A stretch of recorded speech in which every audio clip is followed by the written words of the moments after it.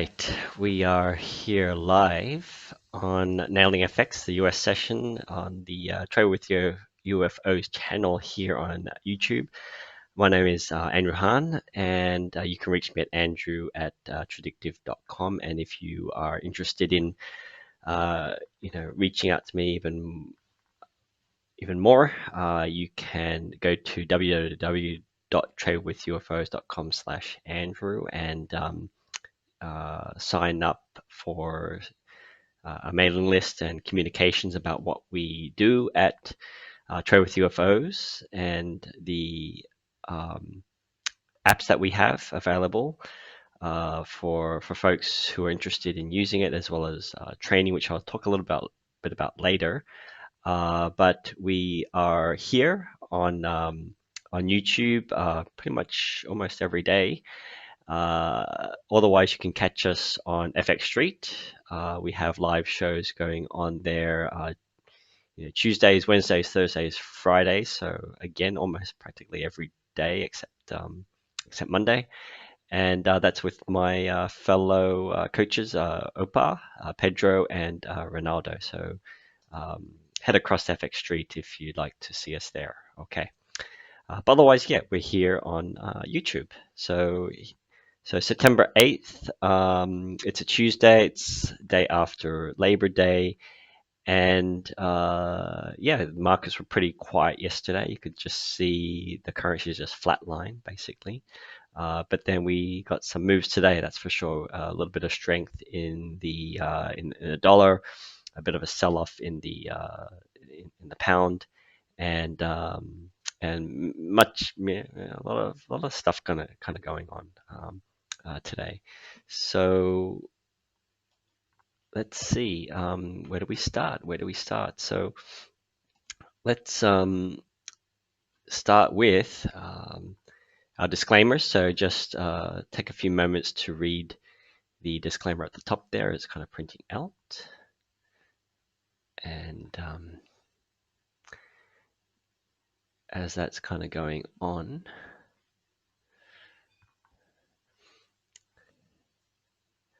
I will move us to this next page here, where kind of previous weeks we could be talking about planning, just like how if you go to any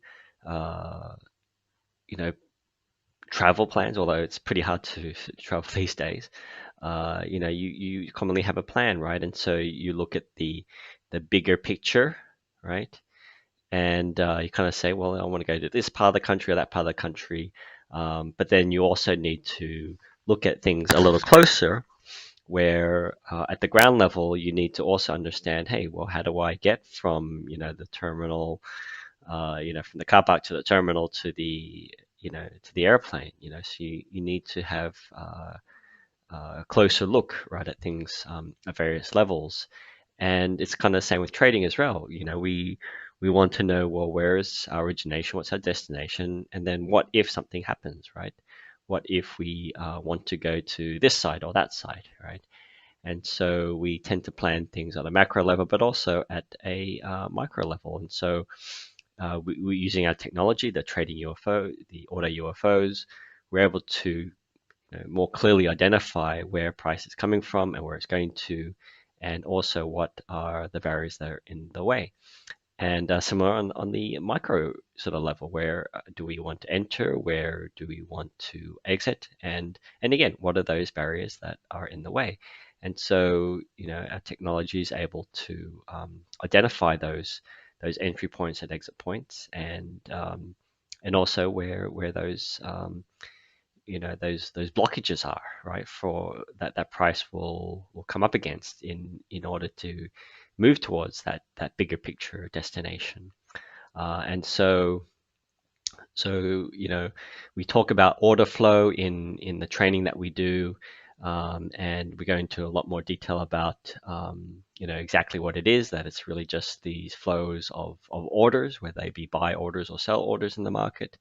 And try to understand that better. And so I won't spend too much time here at this point, but just to say that there are these direct forces and indirect forces, which we talk about in our training, and these concepts, and we need to keep in mind that that there are all these different forces out there, and some of it we will look at in a minute in terms of news, because we do want to understand the information that is coming out that influences people's decisions, whether they be on the fundamental side or the technical side.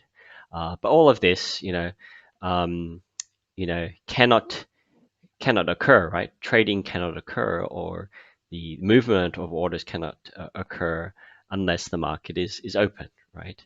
And so this is where the concept of direct forces kind of comes into play, because it's only really when you're able to put an order in the market, uh, will prices move, right? So prices won't move outside of the market. And so, one of the concepts that we also try to go to talk about is the combining of these two forces together, the the indirect forces as represented here by some news event, and combining that with the direct forces, which clearly are the orders that flow in and out of the market, whether it be buy orders or sell orders.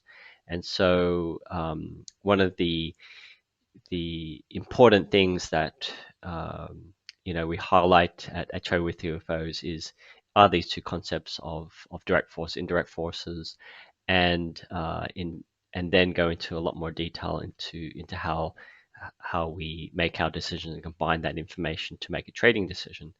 Um, and and so our goal is really to create technology, create applications that are compatible to existing strategies, provide consistent algorithmic calculations that can be applied to any market, any style, anyhow, and really anywhere, right?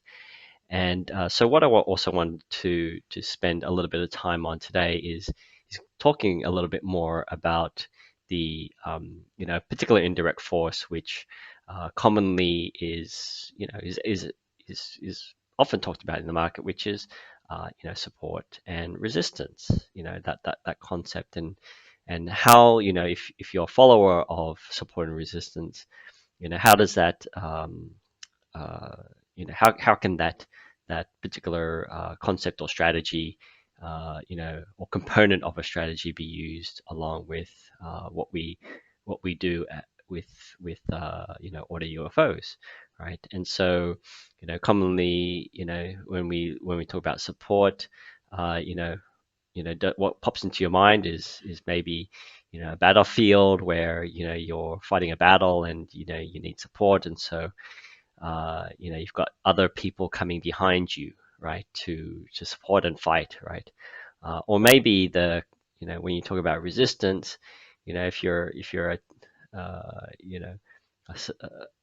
a fan of science fiction, what comes to mind may be the Borg, where resistance is futile, but when it comes to trading, right? What do we mean, when we talk about support and resistance? So let me just jump to some charts here. Okay, some charts here, right? And let's start with a fresh chart. Okay, and here we have auto climate down below, which I will hide for the moment, right? And yeah, let's kind of just look at a chart here, right? So let me remove these other lines, right? Just so that we can kind of start from fresh, okay?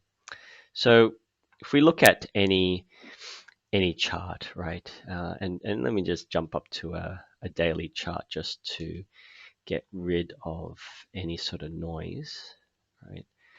And it could be on any time frame, really, right? It could be on any time frame that you're looking at a chart.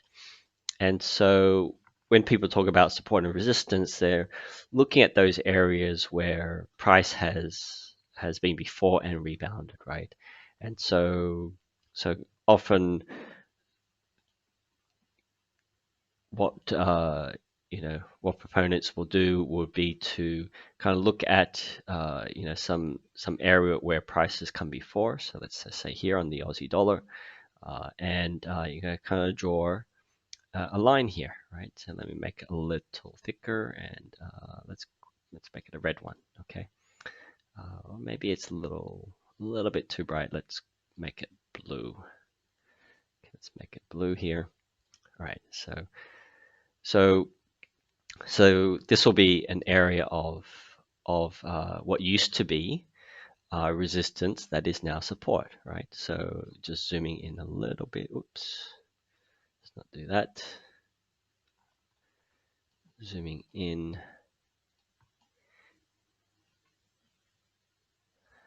Okay. So this high here, price broke through there, and then price retested it here, right? That would be an area of resistance now turns support. Again, we go over to the right, and we can also look at again, where has price, um, traded before, and where did it find some sort of, resistance, right? Which it broke through, maybe a fake out, as people would say, kind of came through, and then it finally broke through, and now it's testing that area, right? It's testing that whole area, and so people, you, you know, do not necessarily have to define support and resistance as a specific line, right? But it could be a zone, right? And so other ways to highlight the area of support and resistance may be to look at the close areas. Okay, and let's make this a little clearer. Move this over here. So let's make that fill. Let's call that gray. And let's make that like this. Okay, it's not changing. Still this way. Ah, that's right. Background there. Okay. And let's kind of fill it in. Okay. So that should be good. All right, so an area of resistance could be like this, for example. Okay, people may like to draw it like this. So where there was resistance, it kind of broke through resistance, but now kind of tested that resistance, now support, right? That could be another area there, or even down here. Let's clone that. Here's another area of support.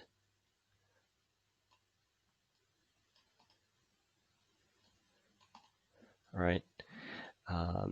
And maybe even particular around here, right, where there was prior resistance, now support.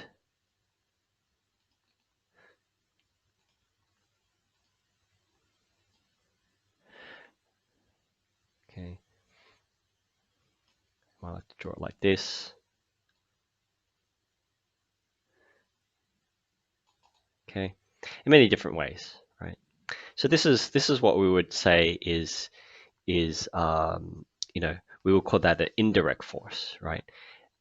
There's many people who use this and very comfortable using it, and nothing wrong with that either, right? Nothing wrong with having um, different tools at your disposal to help you make a trading decision, right? Very important to have rules. Very important to have um, the parameters, right? The components of your strategy that help you make a trading decision, that guide your eye, right?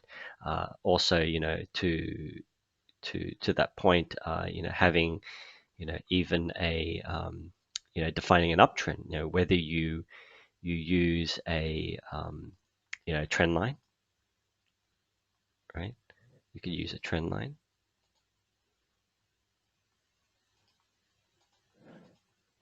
it a little thicker, right? Where you do trend line, right? And if that helps you, make a better trading decision, then you use it, right?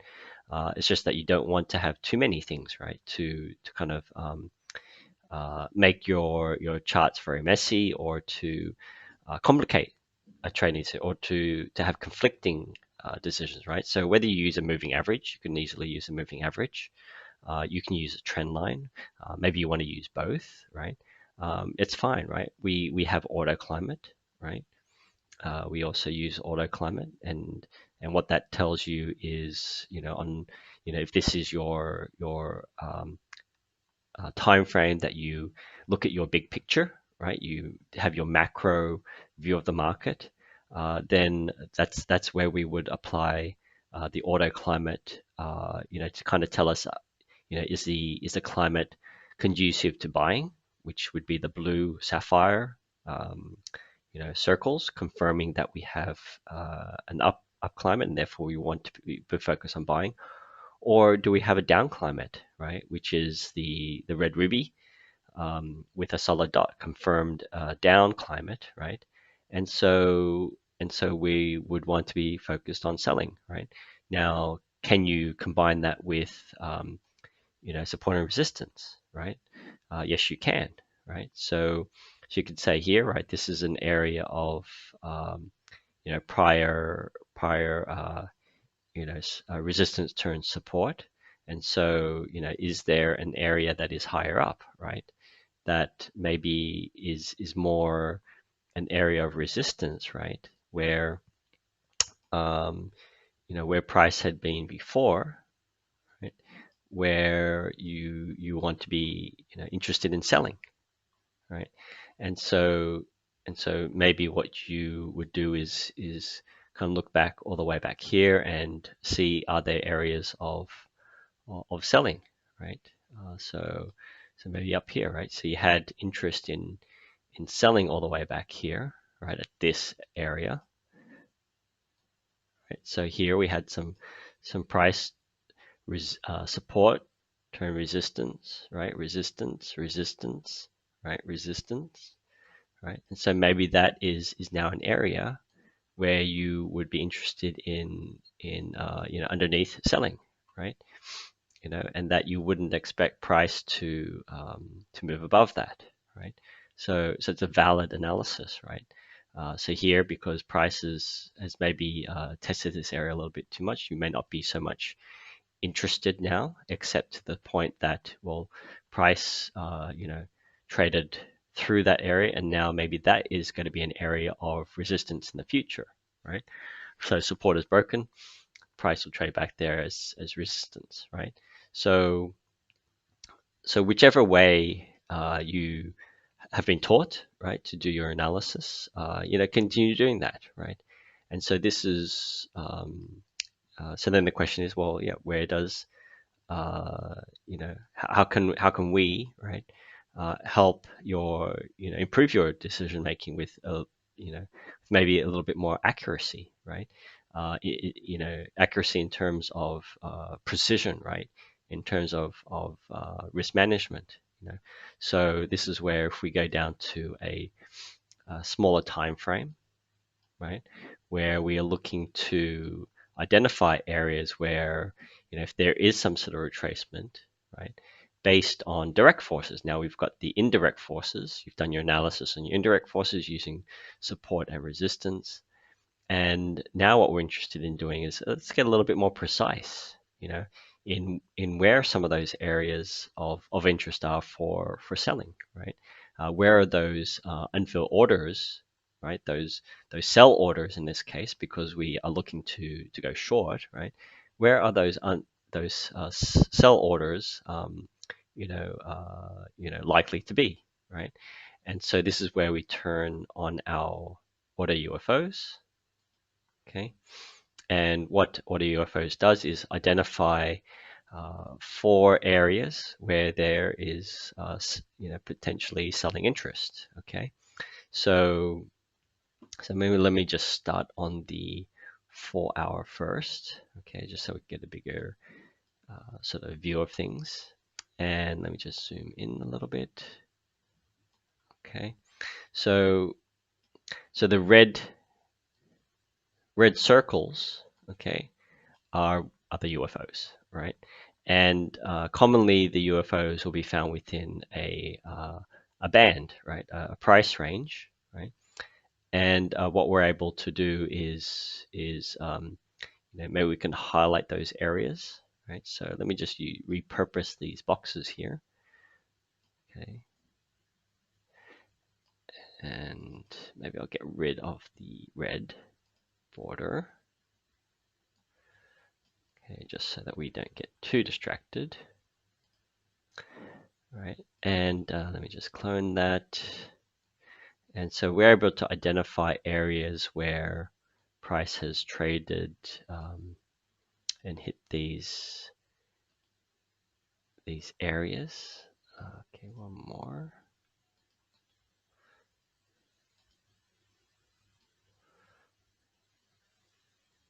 Okay, let's go and encompass this whole area here. And then we have, yeah, that focus on selling. And so let me just remove those for a minute here, just so that we can kind of see how does that line up, right, with those areas of, in this case, resistance, right?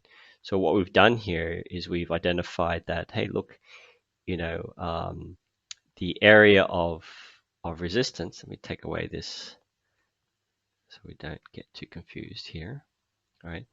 The area of resistance that we expect is around that area, right, where we had prices kind of trade before.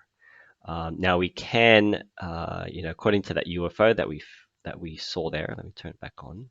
Right, this is a area of interest of selling. Right, it kind of overlaps this other area where there was also interest in selling, and then there's this high area where people are also interested in selling. Market players are interested in selling. Right, and so how do we use this now? Right. Well, how we use it, again, let me just turn this off, okay, is, well, all right, if the trend, right, is starting to emerge to move lower, okay, it makes sense, right, that if, if we want to have a logical place to enter short, right, it would be pretty much anywhere between here. And I'm going to make this a red line now. Okay, and make it solid. Right, it could be between here and here. Right, and so if we look at how many pips that is, okay, we are looking at, let's just make this a round number, so that's 72.65, and up here is 73, let's call it 30.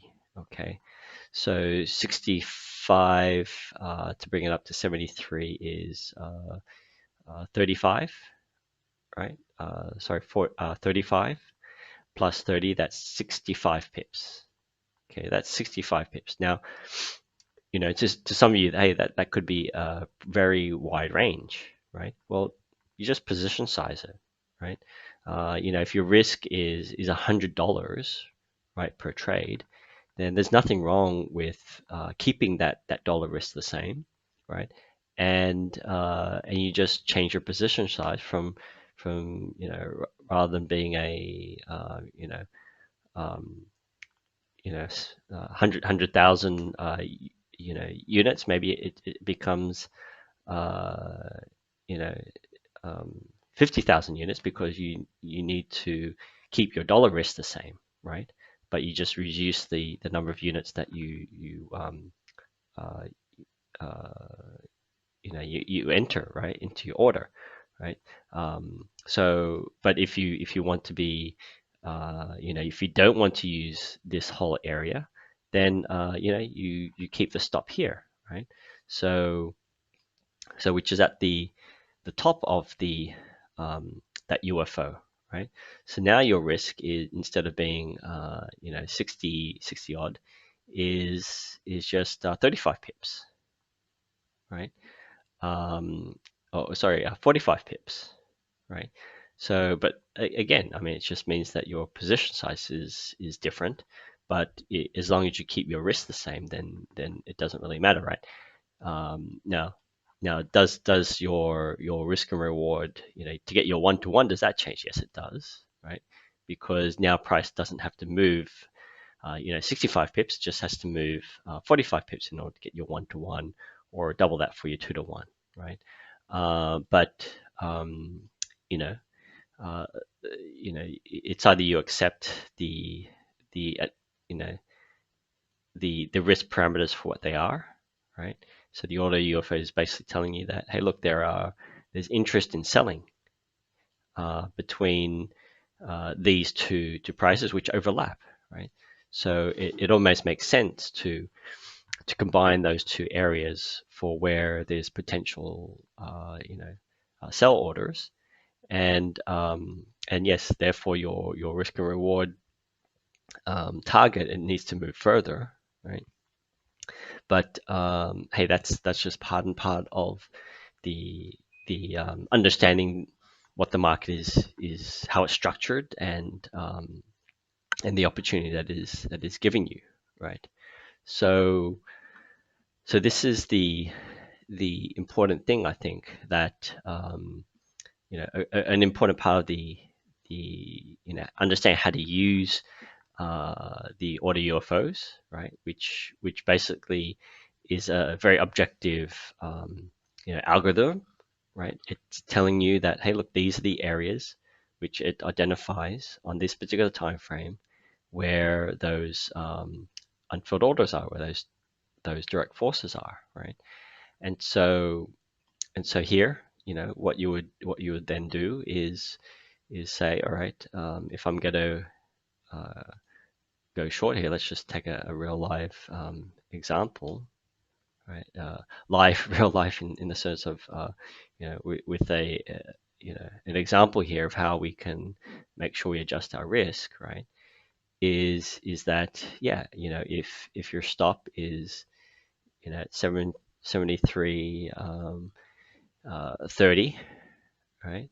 So you're going to enter at 65 here, and you're going to get stopped out at 73,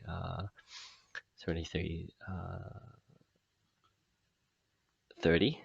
Okay, yeah, 65 pips. But look, you know, maybe it means that if you're risking 100, and you take your profits at 1-to-1, yes, it's going to have to move all the way to 72 here, right?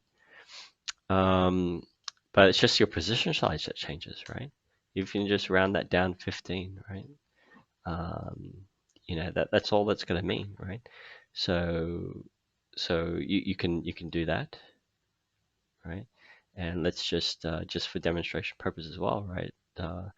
You're going to 60 65 go short, right? And but this time you want to get stopped out a little earlier at let's call it 73.15. Okay, 73.15. Okay, now you're or let's say 45, like we said, right? 340. Uh, 70, sorry, 73. Sorry, what am I saying? 40 pips. Okay, 40 pips. Right, where, yeah, is that right? 73.1. 73.1. So it's 45 pips, right? So what? You just want to risk $100. Okay. It's 1,000. Okay. So now your position size is now 22, right? No big deal, right? But here, yes, your profit is going to be targeting at 45 for your 1-to-1, right? For example. So, it's really just a decision around managing risk, and just being consistent, right? With how you keep your dollar risk kind of the same, right? And just adjust position size, right? So this is again just an example how you can use your existing strategies, right? In this case, support and resistance, and combine that with auto UFOs now to make a trading decision, right? And hopefully a more precise one because now you have clear areas, right, based on the UFOs, you know, for where to place your stops, right, and even where to place your target. So you know is a one-to-one a reasonable target? Yes, it is. Because here, look, there is some buy UFOs here. So there's buying pressure at this point here, and so does it make sense to maybe just expect a one-to-one first? If it breaks through there, then maybe look for other opportunities to get in short, right? But until it proves itself uh, to go lower, right? Maybe it's not a good thing to have expectations lower than 72 right at this point. Just keep it at 72. Then once price breaks, the uptrend, right? Breaks the uptrend. Once it clears these buy UFO areas, right? Then there's always going to be plenty of opportunities, right, to go with the market as it's emerging to potentially a downtrend, right? So let me just again get rid of this color black, right? Okay, so ultimately, yeah, where is another target? Yeah. Why not? Nothing. Again, also nothing wrong with targeting around these areas either, right? And again, there's probably going to be some UFOs down here. Yep, UFOs right down here, and it kind of lines up, right? It lines up with where support and resistance is, right? Your analysis around support and resistance, you know. So but you can be maybe a little bit more precise about it, right?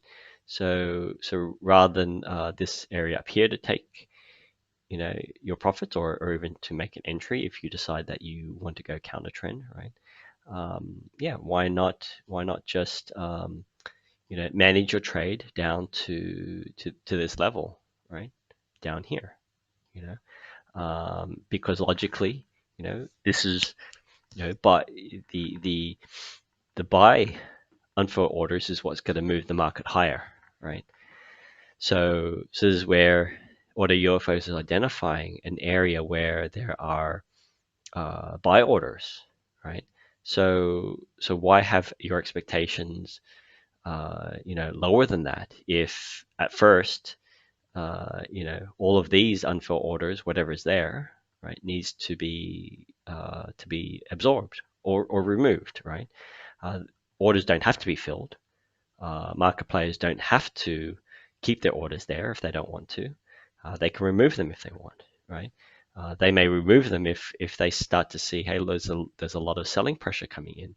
If this trend line breaks, because they're also probably using, you know, various technical analysis, or they've built into their algorithms, their quants, right?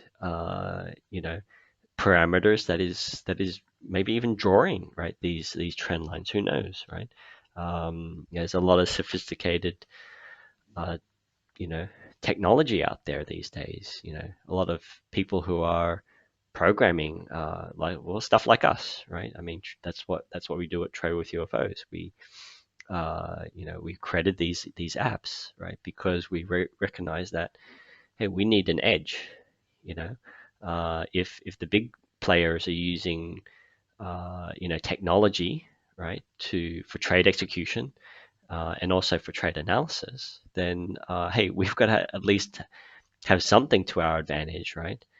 We can't be just using pen and paper all the time, to do these calculations.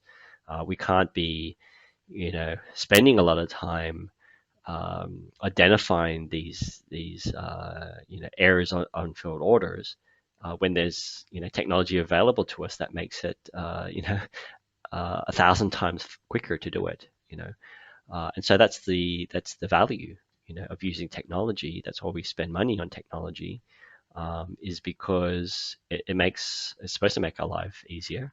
I mean the computer, right, when it first came out, it never got us more leisure, right? Who has actually had more leisure, since the computer came into play? Nobody, right? You're more efficient, but it means that you're able to do more, right? That's all that really happens. When the cell phone became a smartphone, you know, did you do you know did you find that you had more leisure? Probably not. You were more contactable, right? Your your bosses were able to call you whenever they wanted now, right? Because hey, you've got a cell phone, right? I should be able to reach you, right? And so that's what they do, right? They give you more work, not less, right? And now we've got the smartphone, right? We can look at all this uh, you know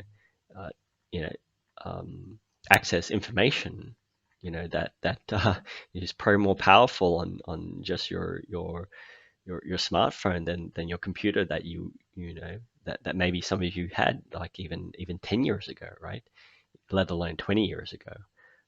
So what's in the palm of your hand, right, is 1,000 times more powerful than the technology, you know, even probably a few years ago, right? So that's why we need to use technology, in our trading decisions, and advance it to where it is doing more for you. And does that give you more leisure? I think maybe not, right? That's your lifestyle decision. But at least, if you're able to use technology in your trading decisions, at least you're not at a disadvantage, right? And so that's kind of where we're at, right? It's either you stay in the past or you progress to the future. And the way that the big banks are going, they don't have, trading floors like they used to have, right? You just look at CNBC, right? Those guys at the New York Stock Exchange, right? I mean, it's sparse, right? Even before COVID, right? It's sparse, and that's because they're not hiring a lot of traders anymore. They're using technology. They're programming, computers, right, to do so many different things, right? And so again, nothing wrong with doing things manually. Nothing wrong with having a strategy that is simple, that is straightforward, even if it is as simple as this, right? Trend lines and support and resistance. If you can keep it at that simple point, then great. But if you're able to make a better decision, right, by using technology, then even better, right? It means that you're now able to go through more markets a lot quicker, right? You can make your decisions, and plan your decisions way ahead of time, right? So, so here we go. I mean, here's Aussie dollar. Now we can look at, let's maybe jump down to pound, right? So here is a great example where, if you're doing your support resistance, right? Here is an area of, price at the moment support, right? Here is also an area of resistance, right? And if we, again, let's check the climate. We'll just pop up to the daily, right? Yeah, we're entering into this downward climate, right? Confirmed down climate, and so we're looking for shorts, right? Support and resistance kind of tells you, all right, that was resistance, now turned support. It broke, now it's resistance again, right? So why not, focus on this area, right? Focus on this zone, right? This resistance zone. Here is a support zone, right? Okay. Where is maybe another support zone? Maybe it's down here, right?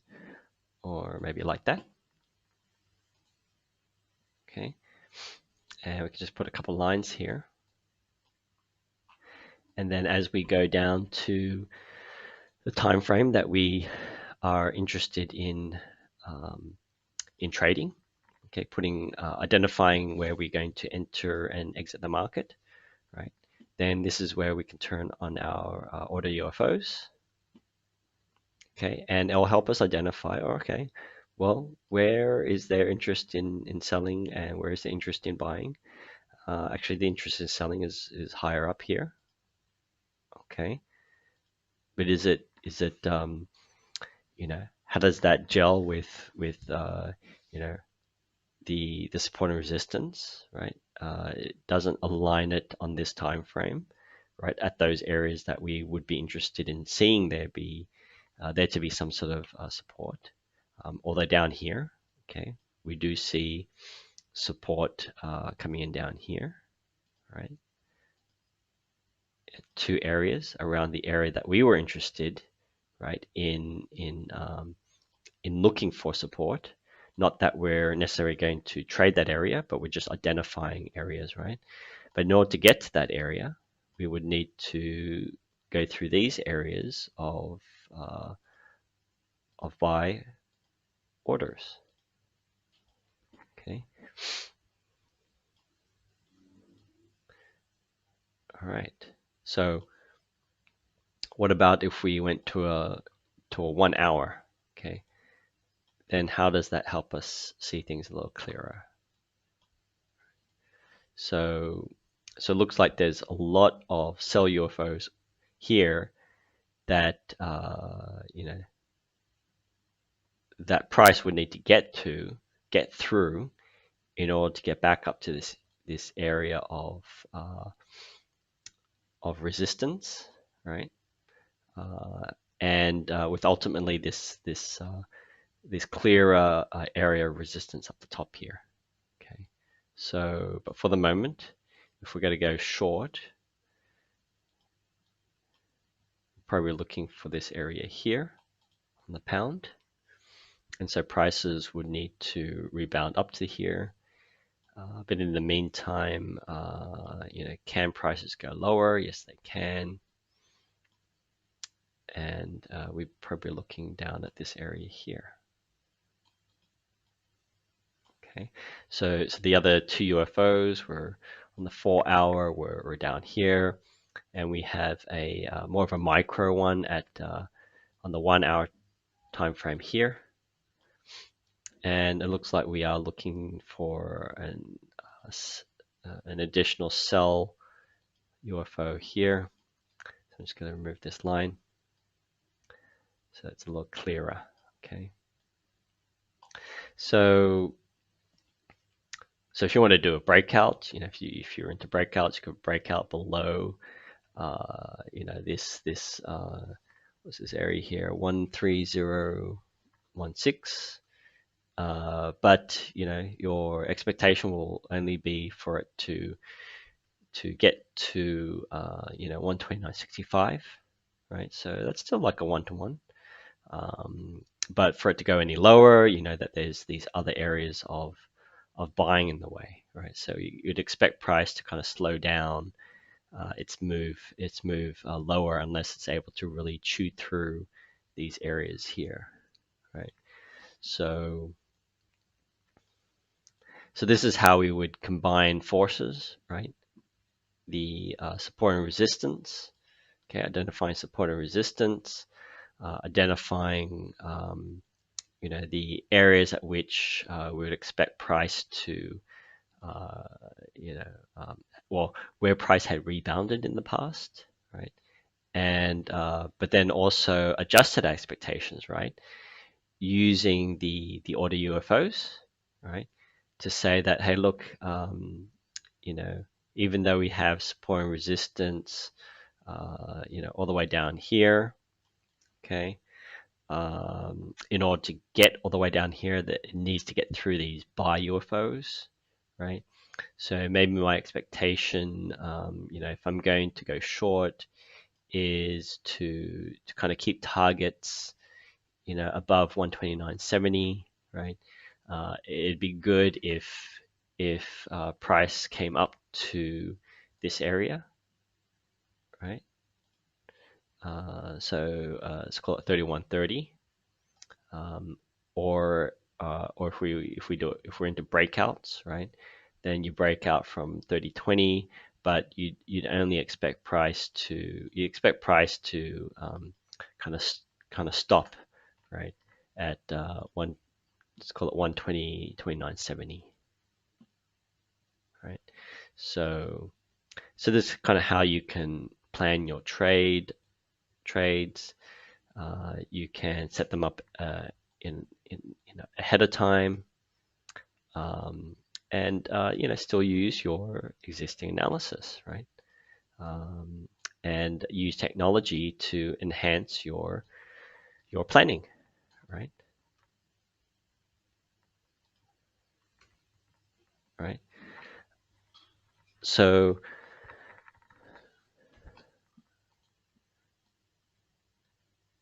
this is how you can use auto UFOs. This is how you can use auto climate, right? And it kind of keeps you right out of trading. I mean, you know, you can't really go short or long at this point in time with pound. You have to wait for price to either break out if you're a breakout trader, or you need to wait for it to retrace, right? Um, you know, with the expectation it's going to move lower. Now, you know, can price decide that, hey, look, where's the brush gone? You know, that it wants to move, uh, you know, back up like this and then go down. Yes, it can, right? Nothing to say that it can't. Can it just come up and then, you know, move down like this, right? Yes, it can. Can price move all the way up here and then back down? Yes, it can, right? Price will do whatever it wants to do. Um, Now, can I combine another, right, indirect force into this picture? Sure, right? Whatever will help you, right? Whatever you use to help you make a decision, you know. So if that helps you to filter out, you know, uh, things, right? Then you know, then use it, right? Nothing's stopping you. Um, but the important thing is, hey, you know, pick uh, pick your tools, pick your strategy, um, identify, hey, what it is that you want to, you know, use, right, in making your trading decision. Work out how you're going to enhance it, right? How can you use technology to help you, you know, make better trading decisions, and use it, right? And use it. Okay. So before I go, I just wanted to share with you that there are opportunities, right, to understand more about what we do here at, you know, Trade with UFOs, or Traddictiv. And again, we've got our, it should be September. We do have, sorry, I should have updated this, but we do have live sessions on FX Street as well as his channel. And in September, actually, we do have some training. So I'm giving some training on the 21st to the 25th, Survival to Mastery Forex in Action. You can, if you're interested, you know, go to tradewithufos/Andrew, and it will bring you to this page here, okay, where you can join the membership, right? Your Trade with UFOs membership, where we'll keep you informed about everything that's going on with Trade with UFOs. And once you sign in, um, register, you can also look at, okay, I might as well log in here. Okay. Um, you can also, let's go here. Okay. See the apps, okay, that we have available, the memberships that we have, and the courses. Okay. So you can come in here and uh, and sign up for the course, okay, if you are interested, right? So again, it's on the 21st to the 25th, so it's over 3-hour sessions, okay, 5 days, but 3-hour sessions. They start roughly around 8 Eastern, right? US Eastern time, go until about 11 Eastern, right? That's your US morning session, and that's over those 5 days. And so what we're going to do there will be to show you how to use, go through the concepts that I talked about. So and of course there are other concepts that we will cover during the training, not just direct and indirect forces, but we also will go through a framework, a methodology that you can either adapt or use in your trading decisions, in the lead up to making your trading decisions. And you'll also get access to the AutoUFOs during that duration, so that you can just try it out and see if it's something that could help you in your trading, right? There's also auto climate. We'll also go through that, and you'll have a good time as well. And it's going to be beneficial for anybody who is new to forex trading, or even if you're an experienced hand. It's also good to keep on learning, to keep on developing, and it's basically almost risk free for you. If you do come in and spend that time with us, get access to auto UFOs and auto climates, just to try it out, learn how to apply it over a number of weeks, and see how it can help you make your trading better. Okay, so with that, thank you for joining. Again, feel free to email me at andrew@traddictiv.com, and we will see you on FX Street or here again on the Trade with UFOs YouTube channel. Okay, so again, take care and have a good rest of the week.